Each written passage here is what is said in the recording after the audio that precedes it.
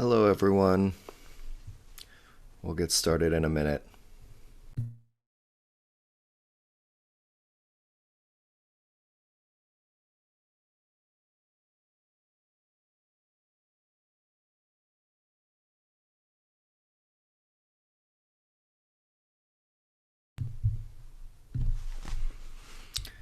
Good afternoon. Happy Thursday. Our 24th Thursday together. Pretty remarkable. Also, tomorrow is my 15th wedding anniversary, so I'm very excited about that. We got married on Rosh Chodesh Elul. We've talked about Elul here before in previous sessions, so it's exciting. It's going to be a pretty low-key anniversary. I think we're going to order in and have a date night where we say to our children, Shabbat Shalom.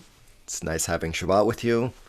Now leave us alone. And we're going to have our own little date night in, I guess, our bedroom or something so that we can be away from the kids. So that'll be nice. That'll be our celebration. Maybe we'll walk the dog together. So, but 15 years. Okay. Wonderful to be with all of you. Thank you for joining me this Thursday. Only a couple weeks away from the high holidays. Crazy. As I've mentioned before, we've already filmed them, so now we're editing them, but they will be ready for you to view when High Holidays starts. And another reminder, Slichot, which really kicks off the intensity of the High Holiday season, is next Saturday night. And so feel free to join us. There's going to be a variety of learning sessions. I'm going to be teaching a session. Rabbi Bo Shapiro will be teaching a session. Those are going to begin in the 6 o'clock hour. We actually may be rescheduling the first sessions, but I know for sure I'm teaching at 7:35 p.m. And all of that information is going to be available or is available on our website and through our daily emails. But you don't have to just learn from Wilshire Boulevard Temple clergy. We are partnering with Stephen S. Weiss Temple, with Valley Beth Shalom, and Sinai Temple. So there are rabbis from all four of those synagogues who are going to be teaching various learning sessions leading up to the actual service itself, which will be at 8:30 p.m. And it is pre-recorded, but it will feature drashot and teachings from all the senior rabbis of those four synagogues. And there are some pretty incredible senior rabbis of those four synagogues. So I urge you to tune into that, along with the cantors from all four of those synagogues and choirs. I've seen a little bit of the footage that's been put together. It's beautiful, really powerful, and I think it's going to be a really nice way to kick off the high holiday season, and especially in this idea of partnership of synagogues, both conservative and reform, coming together and their communities coming together to celebrate the season together. So that is next Saturday night, so feel free to join us for that. And then, of course, the high holidays. Okay, so let's get into it.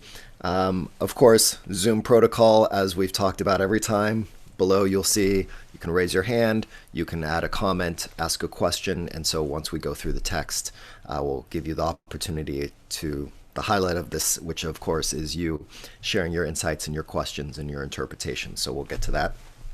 Let's begin by joining together in the blessing for engaging in the study of Torah. Baruch atah Adonai Eloheinu melech haolam, asher kiddushanu b'mitzvotav v'tzivanu la'asok b'divrei Torah. Praised are you, Adonai, our God, ruler of the universe, who commands us to engage in the study of Torah. All right. Today, we're looking at an interesting story from, I guess they're all interesting, so I don't even have to say interesting. I wouldn't give you a story that's not interesting. We're looking at a story from the section of the Babylonian Talmud called Menachot. Menachot focuses on some of the grain and drink offerings that were, the sacrifices that were given at the temple, and it goes into the details about those. The section, however, that we're going to be focusing on comes right at the end of a discussion about Tzitzit and the fringes, which we're going to look at. We'll begin by looking at the actual commandment as it is in the book of Numbers when we start looking at this text. And so leading up to the story that we're going to explore today is a discussion about the fact that there is supposed to be a blue thread on the tzitzit, right, which are the fringes that people you see both on a talit and some more traditional Jews wear every single day under their clothes. Sometimes they wear their tzitzit hanging out. Sometimes they tuck them into their pants. And so there was a discussion about the difficulty of getting this blue dye from a certain animal, sea creature that was used to create this dye, and how difficult it was to find, and how expensive, and how special this dye is that is supposed to be used on some of the fringes. And even today it's called techelet, and there are certain tzitzit or talitot that you can get that have this blue fringe, and those are seen as extra special, so to speak. Okay, so that's the context of this passage itself. The passage itself on the surface is about tzitzit. It's about reward and punishment. It's about the power of fulfilling a mitzvah and the impact that fulfilling a mitzvah can have. It also talks about the evil inclination, the Yetzer Hara. There's this concept in Rabbinic Judaism of Yetzer Hatov and Yetzer Hara, the good inclination and the evil inclination, and that constantly we are in a battle between the good inclination within us and the evil inclination, and really goes back to the concept of free will, and the fact that just as Adam and Eve developed the concept of free will in the Garden of Eden, so too are we constantly put in a position of having the power of free will and having to make decisions. And that's one of the central components of a Jewish frame of how we as humans fit into this world, that God is not a puppet master, but that we have a certain agency and power in the decisions we make and in the world around us. So lots of different themes. We have all kinds of things. Ritual, also just the concept of ritual at large, and the power of ritual, and the centrality that our tradition has placed on ritual itself. Okay, so let's get into it. So keep all those things in mind, different themes. I'm curious what theme stands out to you as we read through this. What do you think the story is trying to teach us? At the end, it has and even at the beginning, kind of bookends with the very surface level teaching, but as with all these stories, there's a lot of complexity, a lot of different ways that you can see this. All right, so we will begin in a minute. Let me just make sure that I can, get the right page ready for you to see.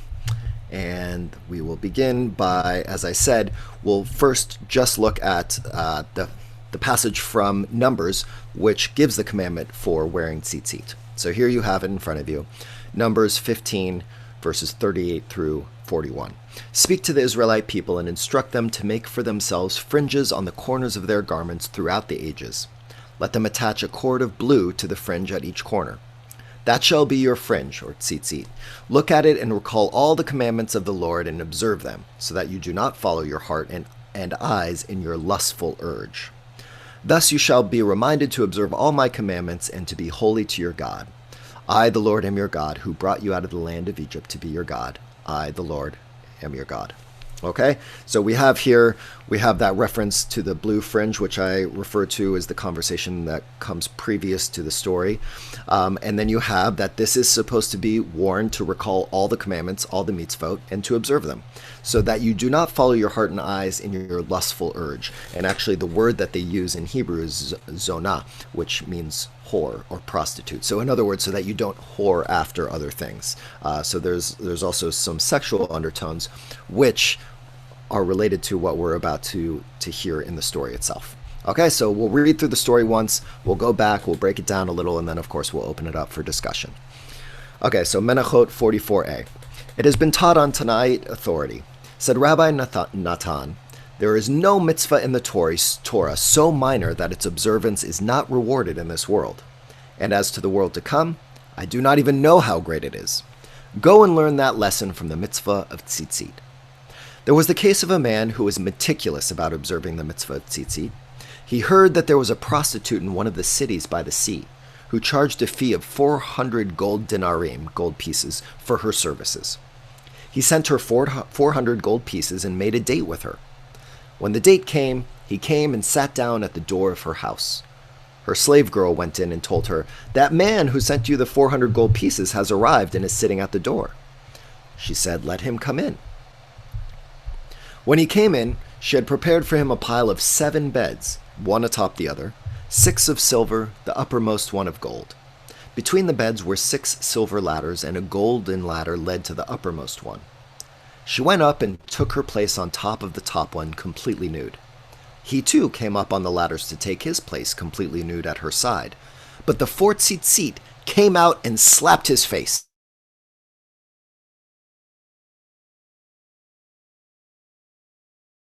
I swear by the Roman Emperor, I am not letting you go until you tell me what flaw you saw in me. He said to her, I swear by the temple service, I never saw a more beautiful woman than you in my whole life. But there is a certain religious duty that the Lord, who is our God, commanded us, and it is called Tzitzit. And concerning that mitzvah, it is written, I am the Lord your God, 2 times. The meaning is, I am the one who is going to exact retribution from you, and I am the one who will reward you in the future. Now these tzitzit appeared to me like 4 witnesses testifying against me.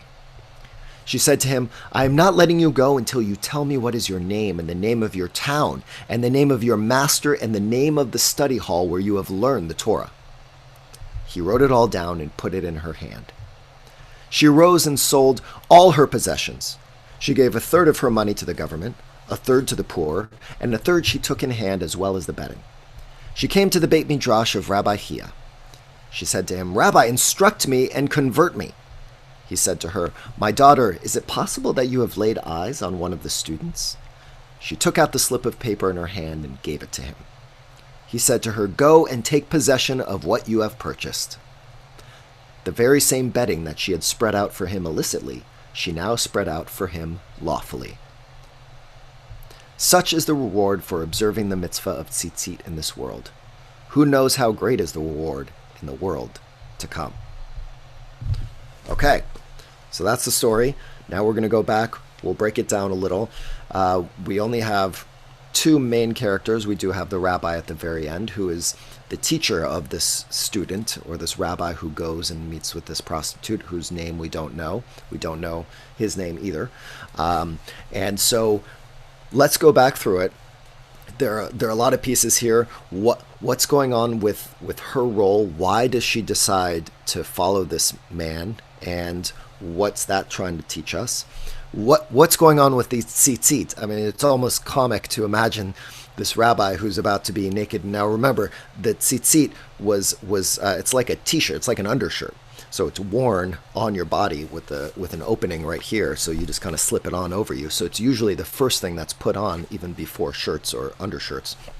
So you could imagine that he's almost naked and he's about to go up to be with this woman, and then the tzitzit somehow slap him in the face and wake him up. Okay, so lots of interesting things going on here. So let's go back, break it down a little, and then we'll open it up for your thoughts and responses. Okay, here we go. Let me share my screen one more time. So we have this teaching by Rabbi Natan that there's no mitzvah in the Torah so minor that its observance is not rewarded in this world. So we're learning right away that our tradition is suggesting that all those mitzvot, 613 of them that are laid out in the Torah, all of them are significant, and all of them have the possibility of rewarding us in this world, whatever that means, however you want to define reward. And when it comes to the world to come, we don't even know how great the reward is. But we can imagine if there is a reward for following the commandments in this world, then in the world to come, God only knows how incredible it must be for those who have followed the mitzvot and observed them.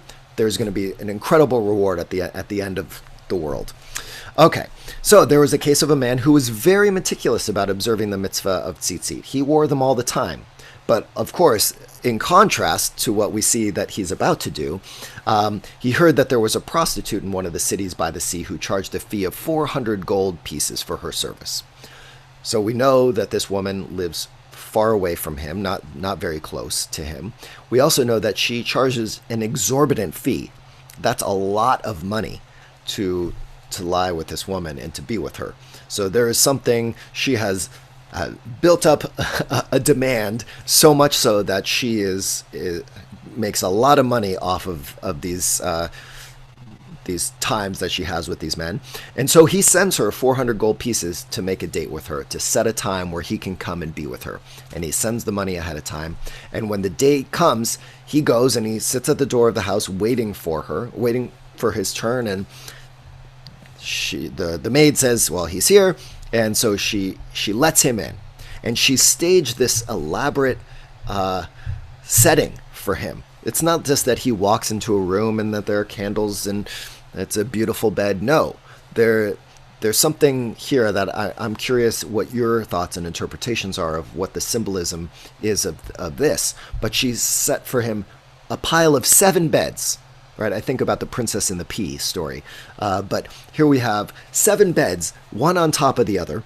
And 6 of them are silver. The top one is gold. And then there are silver ladders to go from one bed to the next, right? Imagine just a ton of bunk beds up in one. And then the last one is a golden ladder that led to the uppermost bed.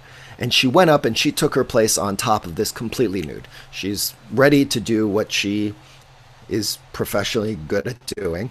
And he comes up the ladder to take his place, also completely nude at her side. But somehow the 4 tzitzit come out and they slap his face.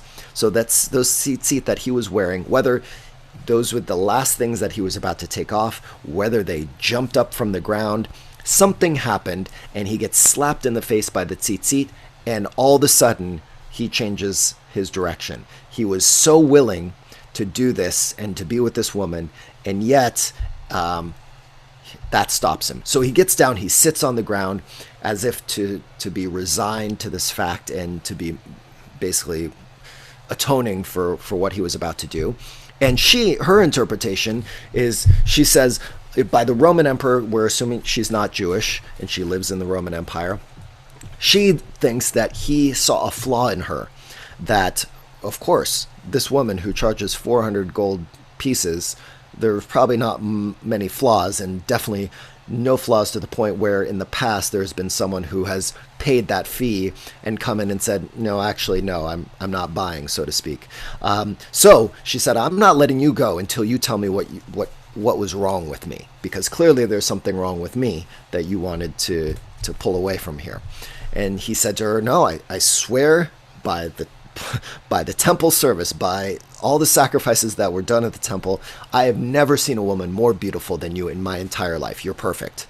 But there is this duty that has been given to us in this commandment of the Tzitzit. Concerning the mitzvah, it is written, I am the Lord your God. Remember at the very beginning, I'll just pop right back up there so you can be reminded. He refers to this, and he's referring to this last verse here. Right? I am the Lord your God who brought you out of the land of Egypt to be your God. I, the Lord, am your God. Okay, that kind of concretizes and finalizes this mitzvah of wearing the tzitzit. So he says we have this commandment. And concerning this mitzvah, this specific mitzvah, because not all of the mitzvot have what he's about to say, is that it says, I am the Lord your God 2 times. And if you saw that verse 41, it says, I am Adonai your God who led you out of Egypt to be your God. I am Adonai your God. It says it twice. In other words, the meaning being, I'm the one who's going to exact retribution for you, and I'm the one who's going to reward you. So the double, he is interpreting this as meaning, I'm the one who can bring punishment, and I'm also the one who can bring reward. You could also read it as, if it says God twice, then that means that there's something really important and special about this mitzvah, because not every time we are given a mitzvah and a commandment in the Torah does it repeat the phrase, I am Adonai your God, right? So anytime there's repetition in the Torah, we are to assume that there's some significance. A few weeks ago in Shoftim, we had Tzedek, Tzedek, Tirdof. So we've seen that this repetition of justice, justice you shall pursue. You didn't have to repeat the word tzedek, but we do anyway. So there's some more significance there. And that, the tzitzit appeared to me like 4 witnesses, because there are 4 tzitzit, where, 2 in the front, 2 in the back. So it's as if there were 4 witnesses witnessing what he was about to do, and they were making sure that he wasn't going to do anything wrong. So she says to him, I'm not letting you go until you tell me what is your name, the name of your town, the name of your master, and the name of the study hall where you have learned the Torah. So she doesn't just want his name. Here, she really wants to understand, who is this man?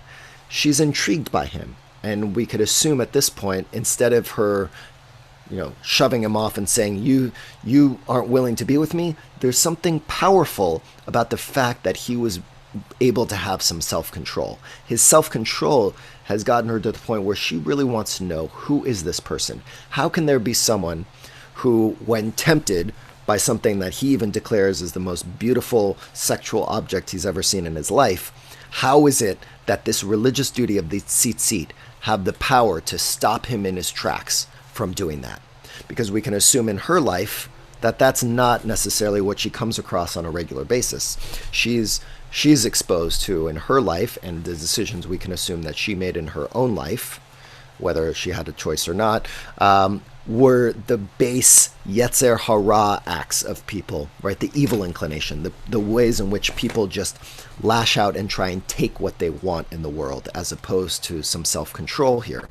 And so she wants to know everything about him, his name, where he comes from, the name of his teacher, and the name of the Beit Midrash where he studies, right? So multiple layers here of what she's trying to understand about who this person is. And what we can understand from that, I think, is the idea that our identity and what shapes us is first our name and the way in which we live our own life, the town in which we come, what are our surroundings that have helped shape who we are and the decisions we make, and the value system in which we've grown up, right?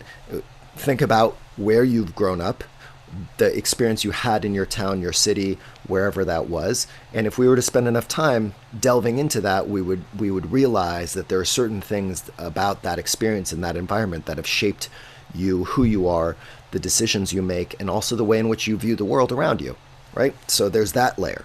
Then the name of your teacher. When we think about who we are and what makes us who we are and the decisions we make and our values, we look at our own education and what we've been taught and what has shaped the way in which we want to interpret the world around us. If our town is the way in which the world we are exposed to the world, teachers are supposed to take our exposure and then transform it and translate it into a way in which we are supposed to interpret what we see and what's around us, so that we can act and respond to that world.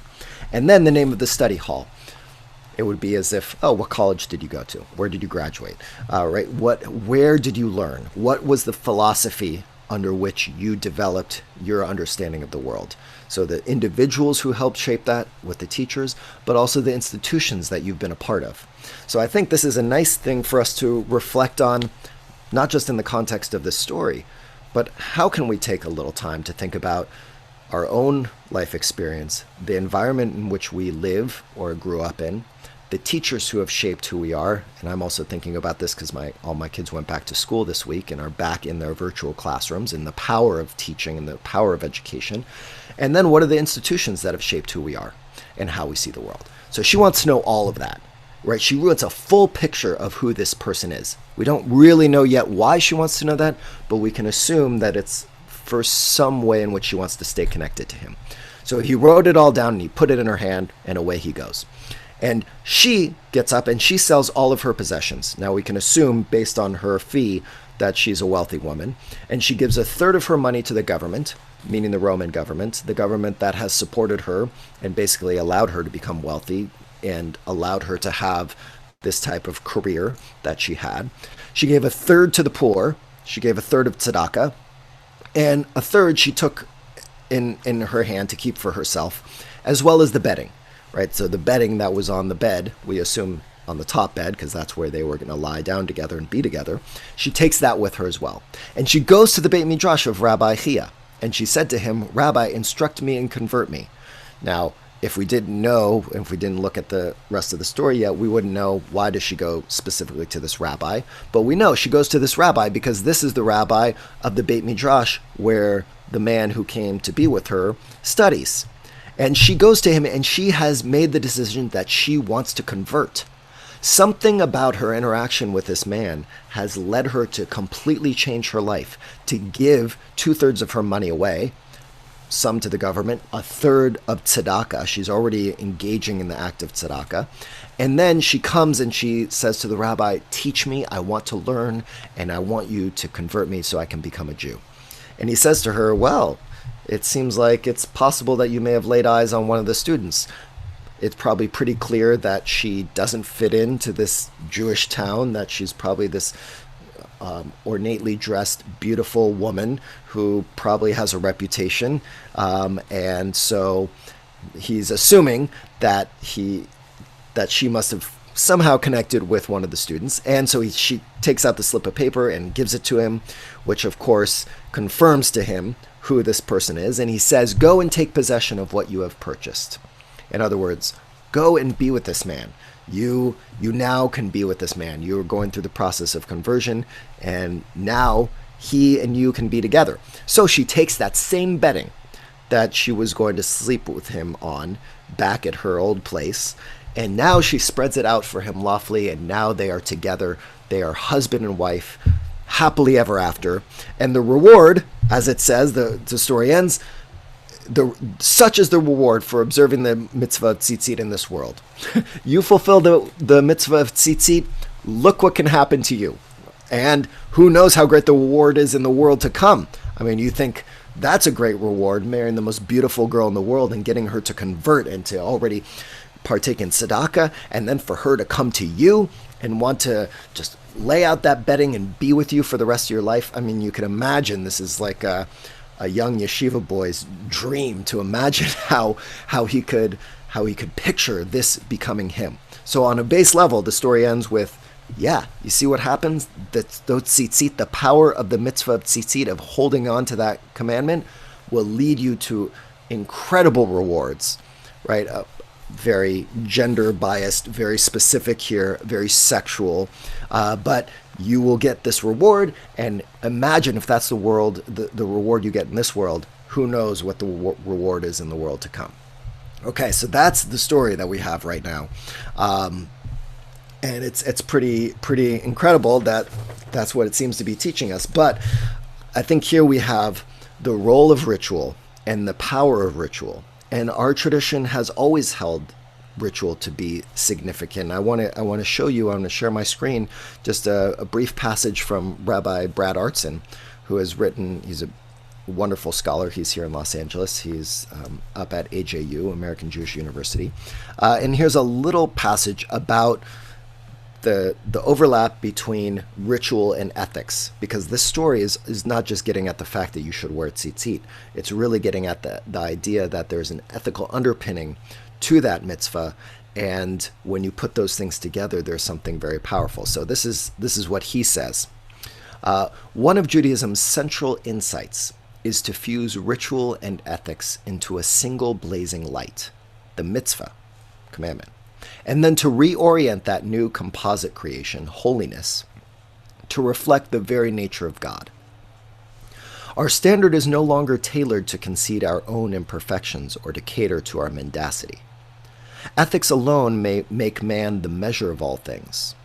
Ritual alone surrenders the intellect to the power of unregulated passion. As many people have perished from emotion unleashed as from an unfeeling mind. The two need each other to teach restraint, balance, and compassion. By blending ritual and ethics, we shift the focus from our perspective to God's. You shall be holy, for I, Adonai, your God, am holy. This blending of ritual and ethics, they can't stand on their own, according to Artson. As he says, ethics alone make man the measure of all things, but ritual alone means you surrender all intellectual power to just doing these rituals, whatever they may, without really understanding what they're about. As many people have perished from emotion unleashed, so as from unfeeling minds, that both of those things alone have caused problems. But what our tradition has done is blended those two together, that ethics and ritual are fused together in the mitzvot. That mitzvot, that commandments, are a blending of values and action. And when you put those together, you really can connect with God on a deeper level. So this story seems to be suggesting that there is something that when we disregard ritual, we're missing a really significant piece of the Jewish equation. And so that's why we put Shabbat at the center of our weekly rituals, and that lighting candles, even if you don't do anything else, that there are Jews and many Jewish leaders who say just light candles on Shabbat. Even if it's not making an elaborate meal, just do that, or just buy a challah, or just put a mezuzah up on your door, or just put on a kippah when you go into the sanctuary. All of these things are not just because we're supposed to do them, but really because when we do them, there's a symbolic significance, a symbolism that really can help us understand that when I'm doing that, I'm supposed to be reminded of how I am supposed to act in the world. And of course, this story today is really about literally the tzitzit whacking him in the face and reminding him that sometimes we forget that the ritual is not just a mere obligation that we're supposed to just go through the motions, but that sometimes those rituals can serve as real reminders when we're going off track to help bring us back on track. So this could be a teaching about how much ritual do you have in your life? Do you have positive rituals in your life, secular or Jewish? But in this sense, what are the Jewish rituals that you actually participate in on a regular basis? And do you connect those rituals to an ethical underpinning?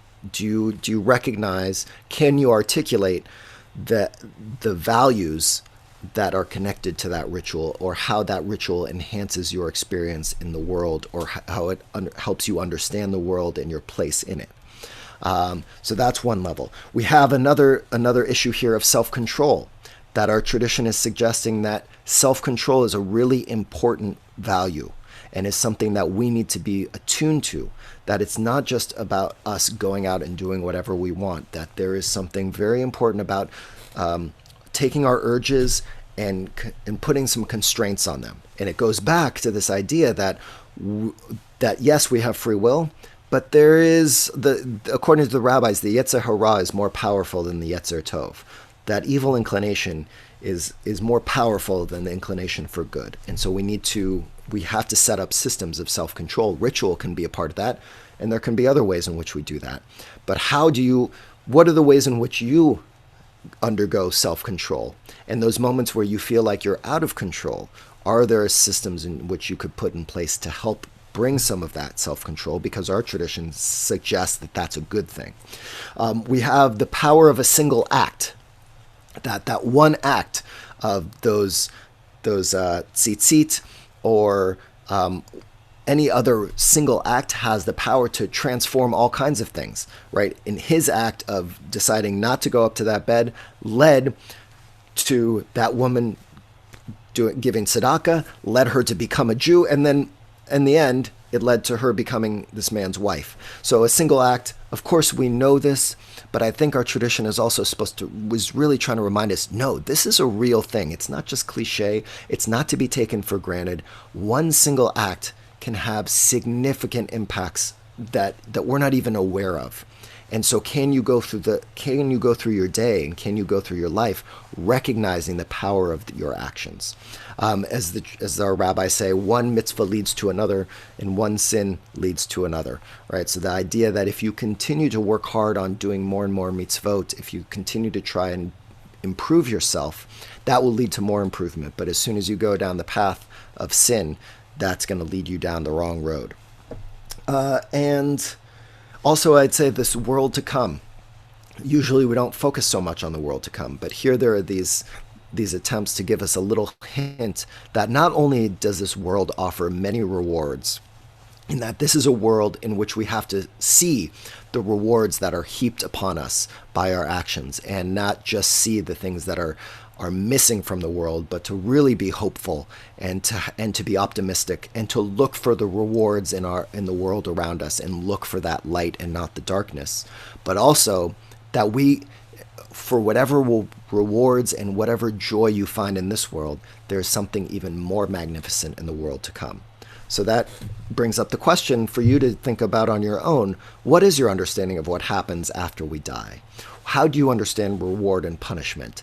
Does it only impact you in your life right now? Do you believe that your actions or the rewards that you are given here have some impact on what happens after you die? And is it necessarily on you? Is this the impact that it has on the people around you, on the world around you? So there's that at play as well. So those are just a few things that we find in this story. And now I want to turn it over to you and see if you have any thoughts or feedback or questions or anything that stands out to you about any of the things that we've looked at in the story today. So, anything? Maybe it's the golden, that last bed is golden. What's the significance there? 6 days of the week, the seventh day of Shabbat, resting. Who knows? Okay, Susan. I can always count on Susan to have something good to say. Go ahead, Susan. I love this story, and it was nice to see a happy ending and a real resolution after all of the other, bad behavior. Getting. I loved it, and both of them get rewards. As you said, can you speak up just a little more, Susan, or get a little closer to your mic if you can? Thank you. Is this better? Yeah. Okay, good. Thank you. He not only got the tremendous reward himself, but he gave it to her. He transformed her. And I thought the 7 beds, 7 is such a significant number in Judaism, and there's 7 heavens, aren't they, in Judaism? And she was at the top of the 7th heaven, the Shekhinah there, only acting poorly at that point. But I thought it was great, the transformative elements of it. And thank you for this one. This was great. I'm glad you enjoyed. I'm glad you could see it as a positive story and optimistic. In Reform Judaism, I've read, about the so-called classical reform, where they were doing away with symbols of, if not total rituals, but of the kippah and of the talit. And I was told stories earlier on that some of the Reform synagogues disallowed people from wearing prayer shawls. So, yes. To bring up a sour note in this, but the positive note is it's gone away from that, and now yes. Rabbis do wear the talit and the skull cap and are bringing back ritual. Yeah, you're right. There were even some Reform synagogues who had services on Sundays. Yes, that's right. To really be as assimilated as possible. And you're right. I think the positive influence of ritual back in Reform Judaism, and I think for Reform and liberal Jews to own and to recapture the significance of ritual and not see it as something that is foreign or only for the Orthodox, but that we can reclaim it, similar to people who have taken on the concept of eco-kashrut, which is the idea that kashrut is not supposed to be just about how the animal is slaughtered, but in fact the way in which the animal is raised, the environment in which that the farmer is raising the animals, all of these things, that is more important, and that you can see kashrut as fit or proper in a more expansive way, and yet still hold on and feel as though you have ownership over that ritual. So great. Thank you, Susan, very much, as always. Okay, Sukasa. Okay. I thought it was very significant that I think our perception of a prostitute is sort of the lower of the low. And here's somebody that was able to redeem herself based on one experience. She completely changed her life because she saw the value in somebody living an ethical life. And I think that it's very instructive for looking, say somebody that goes to prison for a crime. A lot of us, myself, or I should say, you think, oh, these people are just, they'll never reform, they'll never be different. But here's an example of somebody who did reform herself and did have changed her life. Now it's kind of, as Susan said, it's very nice. It had a Hollywood ending, but I guess that's good because it helps people have hope. Absolutely. And it's a perfect thing leading up to the high holidays, this idea of tshuva, that everyone has the potential to change, right? That even this woman who, her life, we could imagine was very plush, living it up. She had a ton of money. She was just fine doing what she was doing. And yet, she even her, there was clearly something missing. And when she was exposed to this person who was able to guide her, that she could change her life as well, and take on a new journey for herself, and that journey was not foisted upon her, but that she made that choice on her own. It wasn't even that this young rabbi said to her, well, you should come and become a Jew. That him just teaching about the deeper connection of tzitzit, and not just saying, well, we're commanded to do it, but that there was something there about, well, the reason I'm doing this is because this is about a value system, and it was that those tzitzit reminded me of a much bigger purpose in this world. That it's another reminder for us to not sell ourselves short, that or to push aside the opportunity to explain why we do what we do, why we believe what we believe, what rituals we do and why we do them. That we have a power in expressing the way in which we go through the world. When we express that to other people, we have the power to change them, that we have the power to influence them, and that we shouldn't lose sight of that. And in a time where maybe we're feeling like, God, things are so out of control, I can't do anything about it, I feel like the world is just kind of rolling over me. I think this is a nice reminder that sometimes all it takes is a basic explanation of who you are or why you do what you do that can get people to start thinking in new ways. So thank you very much, Sukasa. I appreciate that. Okay, Merle. Hi, Merle. There? Hi. Hi. So this story, I think this is a great story because people get to choose how they use their rituals and values and apply it all towards mitzvot, etc. And it reminds me of a story years ago when I had just finished my temple presidency and our rabbis had given me a tallis for a gift for what I had done as temple president.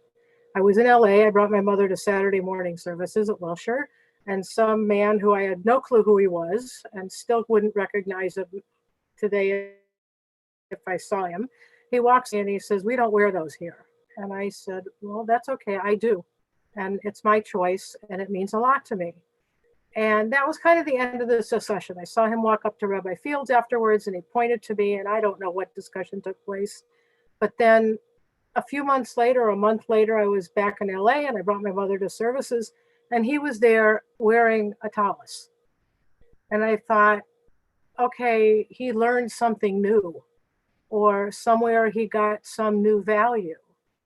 And maybe he understands now why it was important to others to start wearing a tallis. But I think what the story says to me is you can develop new values, new habits, however they all attach each other to mitzvot. Great, thank you. All you got for being temple president was a talit? Oh my God, you deserve so much more. I'm just kidding. I'm kidding. Of course, I'm kidding. It got me before, during, and after where I am now. There you go. But that's a great story, and also I think part of the power is that it wasn't that you attacked him in response, but you said, "This is who I am, and this is what I do." And there's also a power that comes in just our self-confidence in declaring who we are and not having to even go into deep explanations all the time, right? So the counter could be just purely our actions and being comfortable with how we are in the world and being able to declare that when people question that can have a powerful influence as well. So great. That was a great story. Thank you for sharing that, Merle. Milan. Hi, Milan.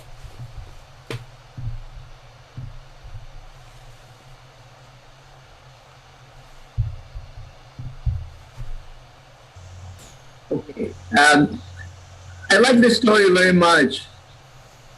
And I would have appreciated the story much more if the man taught the woman to give tzedakah, or if she studied with the rabbi and then she gave tzedakah, gave her money to tzedakah, and she learned the precept of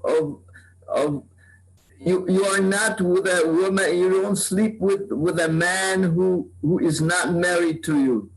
How did she know? She was not Jewish. She was not learned. She was not, she was just rich. And she would have, the story would have had more of an impact on me if had I known that she went and studied. She appreciated this man and what he learned and how he learned to control himself and how he learned to certain precepts to live by certain precepts, and she wanted to live by those precepts too. But then we have to learn the precepts in order to observe them. Okay, but she does go and learn with the rabbi. She does, after she does give some tzedakah, she does go and ask the rabbi, teach me so I can convert. So tell me why you think it would have been more powerful for her to have learned first before she gave tzedakah. How would that have changed the power of her decision for you? It's not credible to me enough for her to know that to give tzedakah without, she would have known to give 10%, but she didn't give tzedakah for all her life, so third of her would make up for all the others too. If she learned that there was, we tithe and 10% every year, or she studied first and then she gave the tzedakah. And the process of learning is not an instantaneous one. It's possible, she would have had an enlightened mind of some kind, and to know by herself before she even learned with the rabbi, or before the man told her that, maybe the man would have told her that it's a good thing to give tzedakah, that, especially for a rich person like herself, and to be with a man, Yeah, okay, I get it. I understand your point, though I guess the way I see it is that her giving tzedakah is a sign of the potential and kind of that. And we could imagine also that this wasn't the first Jew who's come and visited her, that she's probably a smart woman who is aware of and is sophisticated, and so probably had, if we want to go in this direction and try and really think about how her life was structured, we could imagine that she was aware of the Jewish community and some of the practices of the Jews, and maybe you could see it as, well, she wanted to start to get into that place of being Jewish as quickly as possible. And she knew Jews give tzedakah, so she wanted to do that. Or it could be a sign that there were pieces of herself that had been dormant, and once she finally realized that her life could be different, that she started to act in a different way, and that was the first step. And yet she does, I don't think you give her enough credit for deciding that she wants to then go and study. Right? We should give her credit for the fact that it wasn't that she said, oh, I'm just going to give tzedakah and that's going to be good enough for me. She takes one step, but then she delves deep into it by going and asking to learn with the rabbi and to convert. Not just even learning. She wants to learn and to become a part of that community. But you're right. There is something here that you could read it as, well, I wish she had been learning that from our tradition first. Because it's not as powerful for her to go and convert if she wasn't brought in by a teacher, but she was brought in by a teacher. So I think you have to remember also that her first teacher was the man who came to be her, her compatriot up on the bed, and in fact, he was her first teacher, where he taught her about Tzitzit. And so she did learn something, and then she takes a first step, and then she decides to go and take a further step. And I think it's another example of how when we want to change, it's not an all or nothing, boom, all of a sudden you can change and be a different person. You have to take some steps, right? And so she took one step, and then she took the biggest step, which is to go and ask someone for help, to help her change, right? And that you can't do it on your own. This was not something that she was able to do on her own, that she went and she found a teacher who would help her on that journey. But thank you, Milan. I really appreciate your thoughts on that. Okay, we had a question here from Pamela Darish. Said, shouldn't the Tzitzit have prevented him from making the date in the first place? Good point. Yes, we could assume that the tzitzit would have done that, but maybe it wasn't until he was literally in the act of doing something wrong, that just sending the money itself, he hadn't actually gone into the act and actually had sex with this woman. And so when it was about to actually be something that was really pushing the line, that's when the tzitzit acted up.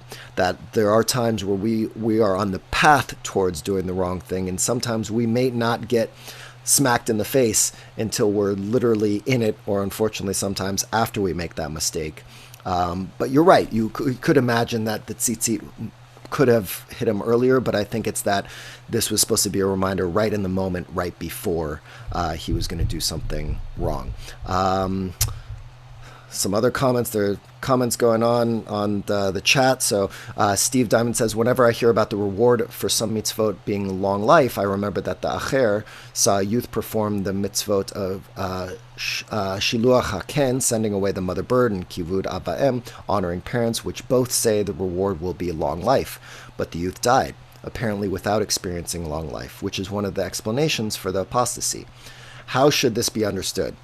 Oof. Great question, Steve. You know your stuff. You're referring to Elisha ben Abuya, and he's one of the four rabbis who go into Pardes, who go into this the garden, and Rabbi Akiva is the only one who actually comes out alive. And there are these stories about Elisha, and maybe we should study one of them about this. Apparently without experiencing long, which is one of the explanations for the apostasy. How should this be understood?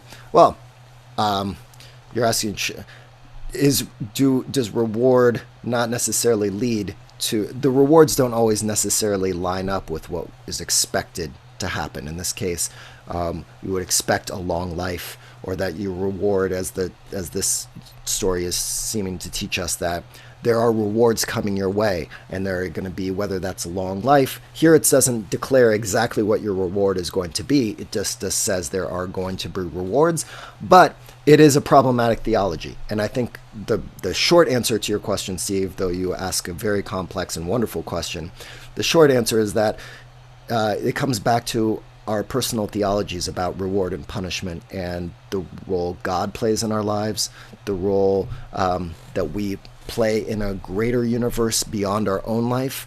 Is there a reward and punishment system? Is the book of life that we talk about at Rosh Hashanah, are we literally written in the book of life until next year? How do you understand that? And there are a whole variety of people.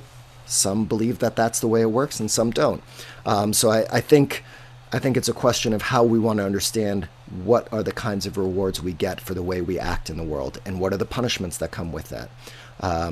I tend to focus more on the rewards that are going to come to me in this life, and not necessarily about the length of my days, but the fulfillment of my mission in the world. And am I getting closer and closer to fulfilling that mission, which is a lifelong journey? And every step I take where I am conscious and intentional about taking a step on that journey, then that is the reward in itself, that I am going further on that journey. And anytime I make a choice or a decision that may lead me astray, the punishment is I have to get back on that journey and get back on that path. And I have to deal not only with the Jewish guilt that comes with the fact that I've fallen off that path, but I have to deal with what is going to get me back onto the right road. And there are a lot of different things that I might have to do in order to get back on the proper journey. So that's a circuitous answer to your wonderful question. Hannah says, I think it's an interesting story showing teachers can come in all shapes and sizes, even when you might not be looking for one. Great. Yes. So many types of teachers, not just in the classroom. And can we see the fact that anyone can be our teacher in so many different ways? The stranger, the friend, so many people can teach us so many different things. And can we be open to that? And can we recognize the fact that every single one of us is both a student and also the potential to be a teacher? So thank you for that. And were there any other questions? Let's see. Okay, Jeff. Go ahead, Jeff. This story is reflective for me of the story of Jacob's ladder. That every act we do, whether we're going up the ladder towards righteousness as the angels were ascending, or down that ladder by our acts and by our behavior away from righteousness.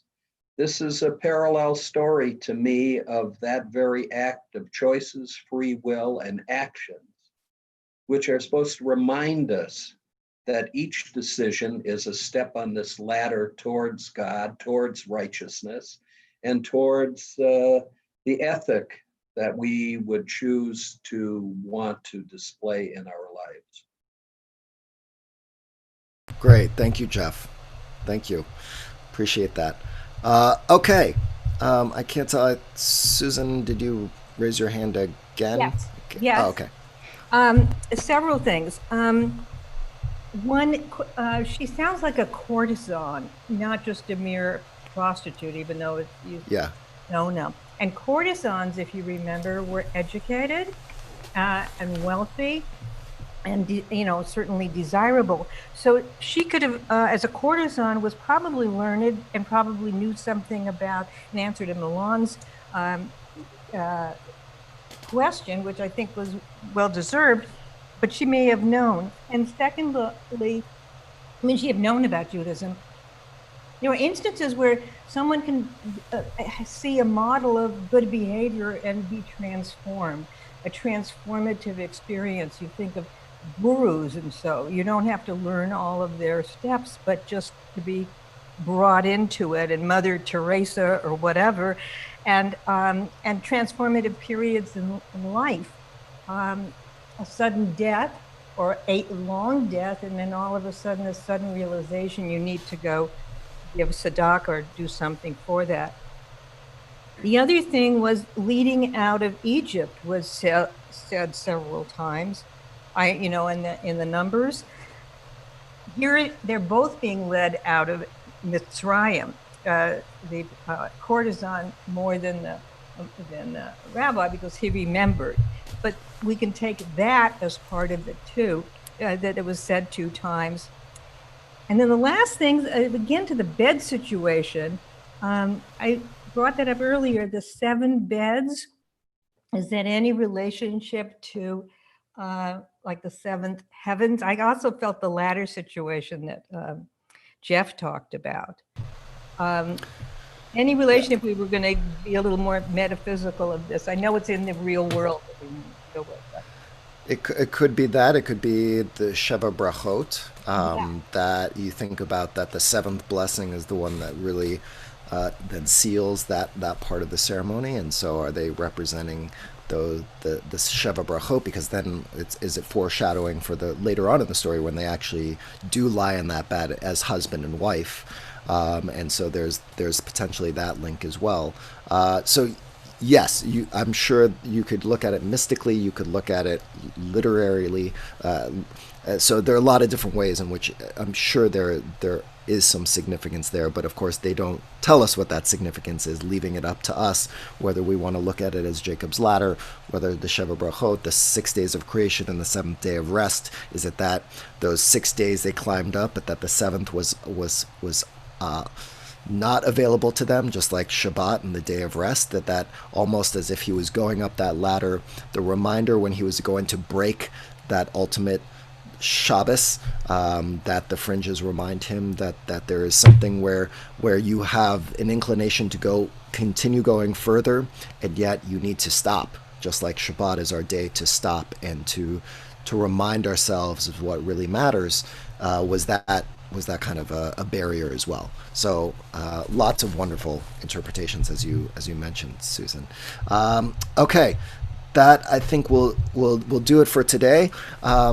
I appreciate all of the interpretations and thoughts and questions, and I hope that this weekend you can think about who are the teachers in your life, how are the ways in which you can be a teacher yourself and a student. What are the ways in which we can be changing as we look towards, we're getting closer and closer to that new year. What are the people or the experiences that we have had or that we can anticipate having soon that can help us go on that right path, so that those tzitzit, however you want to imagine what those are in your own life, that there can be reminders to get back to what really matters. And when you do that, there are rewards for that. When we get back to the path of who we really want to be, who we can be, when we delve into the potential as individuals, and then when we collectively support one another in finding our own potential, then there is a reward. And there is a reward not just in our own lives. There is a reward in the world to come, not just heaven, but the world as if it could still be created, because we are thought to help create this world every single day. And so the world to come is the world that is lying in front of us, and we have the opportunity to change that and make it a better one. So thank you very much. Have a wonderful rest of the day, and early Shabbat Shalom, and look forward to seeing you soon. Thanks so much. Bye.